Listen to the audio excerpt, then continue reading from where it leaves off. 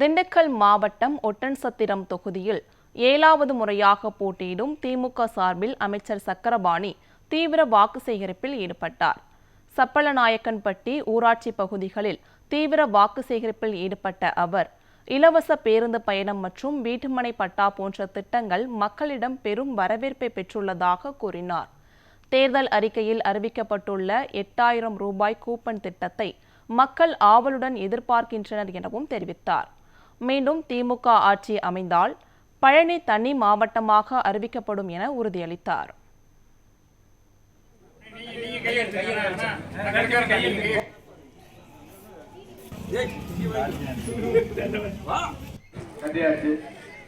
ஒவ்வொரு நாளைக்கு 40 gram 50 gram செல்கிறேன்.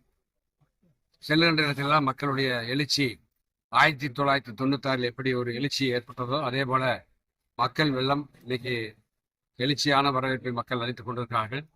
முதலமைச்சருடைய எண்ணம் 234 தொகுதிகளில் 200 வெற்றி பெறுவோம் என்று சொன்னார் இலக்கு. ஆனால் இப்ப மக்கள் கொடுக்கின்ற ஆதரவை பார்க்கின்ற சமயத்திலே அது 200க்கும் மேற்பட்ட தொகுதியிலே திராவிட முன்னேற்ற கழக கூட்டணி மகத்தான வெற்றி போகிறது. எனவே அதில் மாற்று கருத்தில்லை. மீண்டும் தமிழகத்துடைய முதலமைச்சராக மாண்புமிகு அண்ணன் ஸ்டாலின் அவர்கள் தமிழ்நாட்டுடைய முதலமைச்சராக 2வது முறையாக முதலமைச்சராக பொறுப்பேற்பார். அதில் மாற்று கருத்தில்லை. 7வது முறையாக திமுக ஆட்சியில் அரியணையில் ஏறும்.